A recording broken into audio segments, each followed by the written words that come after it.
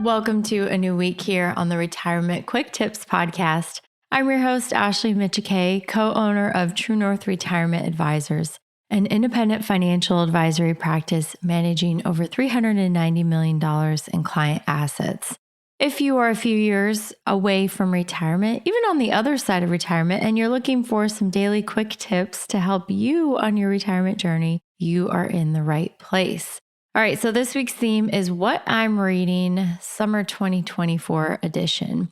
I like to periodically talk about articles or books or other things I've been reading. These are topics that maybe don't warrant an entire week's worth of tips and podcast episodes devoted to it, but it's interesting and worthwhile and useful. And so I wanted to share it with you. So the topics this week will be varied. I'll be talking about how to find your parents' accounts after they die, especially when there's dementia involved and it's really difficult to locate paperwork, assets. Maybe they've changed addresses a bunch of times and they're no longer getting mailed statements. How do you find all those assets? Well, I'll talk about a great resource for digging into that. I'll talk about what Kramer said after the Dow reached its 40,000 milestone last month. I'll talk about why day trading, which has seen a resurgence in recent years, is worse than you think. Like the results from day trading, just don't even bother. That's all you need to know there, I guess. There's the cliff notes. Don't even listen to that episode because that's the conclusion.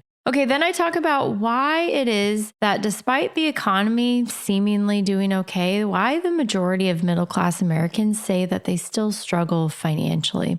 And then lastly, I'll talk about why a Wall Street Journal article that looks at retirement ages and why a lot of people might think that they're going to retire and work until 65, but it's actually more like 62. So what's driving that? So a lot of great articles this week, a lot of great things to cover. I've been curating these for a while now, and I thought it was time to put it together into an episode. Just a quick story about this. I always like to do a story in the intro episode, and I was thinking about this just before I hit record. And it's funny because I love to read. I absolutely love to read. I actually watch very little TV.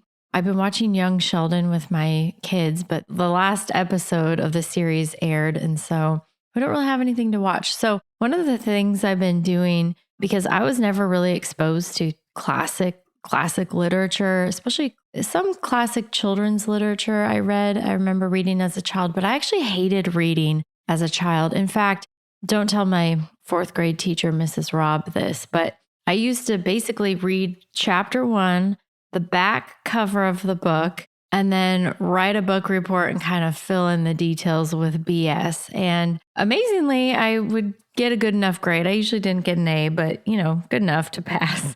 And that's how I would write book reports for years and years and years. I hated reading when I was in school. It's only after I became an adult and read some amazing books and realized that there's this whole world that I haven't really been exposed to because I haven't been reading classic literature, even nonfiction books. I just really didn't read a lot growing up. And now that I'm an adult, I feel like I'm way behind and I need to catch up. So one of the fun things I've been doing with my kids is before they go to bed, not every night, but a good amount of the evenings, we will snuggle and I'll read to them a piece of classic children's literature. So we started with Old Man and the Sea, which I don't think is classic children's literature, although it is classic literature.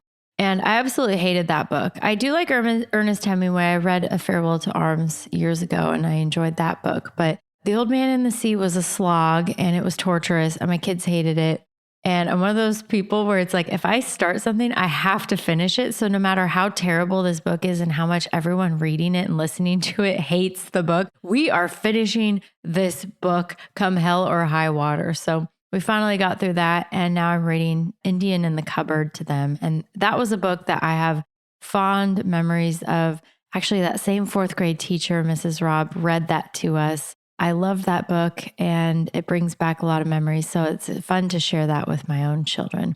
All right. Thank you so much for tuning in this week. I hope that you will be inspired to read a little bit more, combing through not just financial news. I read obviously a lot of financial news because that's what interests me, but reading is a great thing. So I hope that you'll learn something this week from what I'm going to share with you and that you make it a point to read a little bit more than you might normally this week. Instead of watching TV one night, maybe pick up a book instead.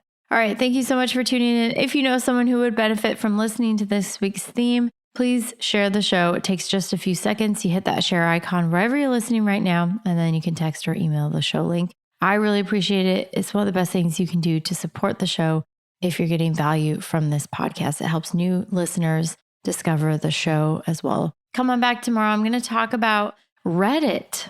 Yes, the social media platform Reddit and the nuggets of gold that you can find on there if you are trying to search for your parents' accounts after they die. My name is Ashley Micciche, and this is the Retirement Quick Tips Podcast.